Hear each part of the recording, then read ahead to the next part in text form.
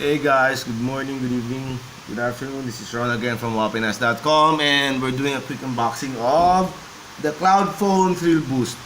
I got this from a different event, you'll see the video about that soon. So, uh, sayang, nandito na yung unit, so let's do a quick unboxing. It's an Android 7.0 Nougat, yung OS niya. It's a 5.0 FWVGA IPS touchscreen. 3G lang siya, no, na phone, hindi siya LTE. It has 5 megapixels rear camera with flash. Actually, pati yung front niya, 5 megapixels with flash also. 8 gig ROM, 1 gig RAM, expandable to 64 GB ang ROM niya. It's using a 1.3 GHz quad-core processor, MediaTek MT6580M. Dual SIM, dual standby, okay? And as like most cases, most phones ng Cloudfone, may kasama na siyang free case. Okay? So ito yung phone. Okay.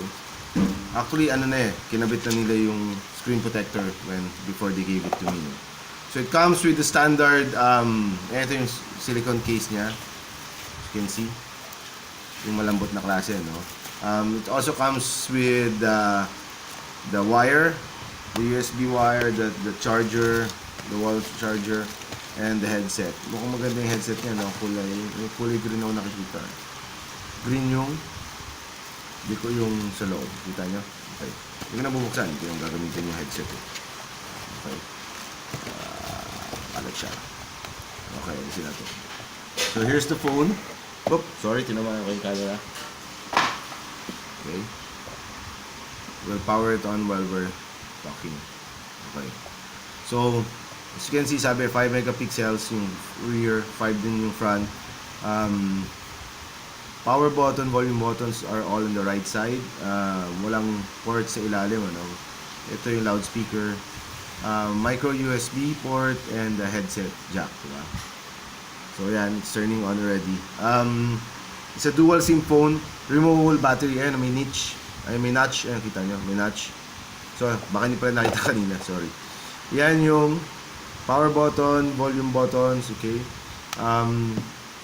May headset jack, micro USB. Wala siyang port sa ilalim, malinis. Ito yung sa loudspeaker, I assume. Camera, flash, okay. It's a 2,500 milliamperes na battery, no. So, here, tanggalin. Okay, so removable siya, okay. As you can see, micro SD slot, SIM 2, SIM 1. Looks like it's using a micro SIM. Okay. So, pareho sila micro SIM, ano? So, iwan na natin yun. Yeah! Ayan. Ayan ito. Okay. So, para makita nyo, the battery is a 2,500 milliamperes na battery, ano?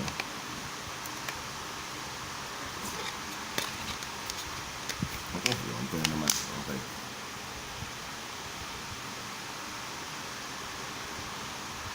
So yan, nag-on. Punasan lang natin para tingnan. Dumi.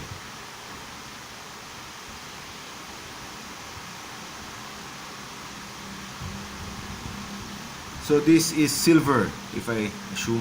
Price, if I saw it correctly, is 2,599 pesos. So yan, 5-inch siya. Tingnan nyo, it's almost the same size as my Huawei P9. So, alas magkasing laki sila. Okay, pero mas makapal to. Okay, so, removable battery. So, ayan. Kita nyo, Cloudfone Thrill Boost 2. Okay. Hindi nga lang siya LTE boys and girls, ano. Okay, so, ayan. Para makita nyo, no. May front flash din siya. Ito muna tayo sa settings. Okay. So, para makita nyo yung memory na natitira. So, total space niya is 8 gig ROM, ano. So, yung niya, available space niya, yung nagamit ng ng system is 4. Technically, you have 3 something na natitira, no. Let's check kung ano yung mga naka-store na siya, no. Nougat siya. Sabi kasi 7.0. Alam ko nougat yun. So, yan yung mga naka-install na, no. So, yung iba dito naman, you can actually remove it if you don't want. So, pwede, hindi naman problema. Phone hero, okay. So, para makita din yung camera na meron siyang front flash. Ano nangyari? Okay. 1 gig nga lang pala itong RAM nito. So, yan. Ayan, flash. On. Okay.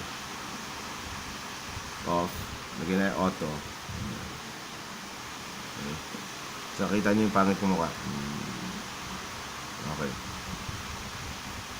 So, 5 megapixels. Okay? So, yun basically guys, that's the quick unboxing for the Cloudfone Thrill Boost 2.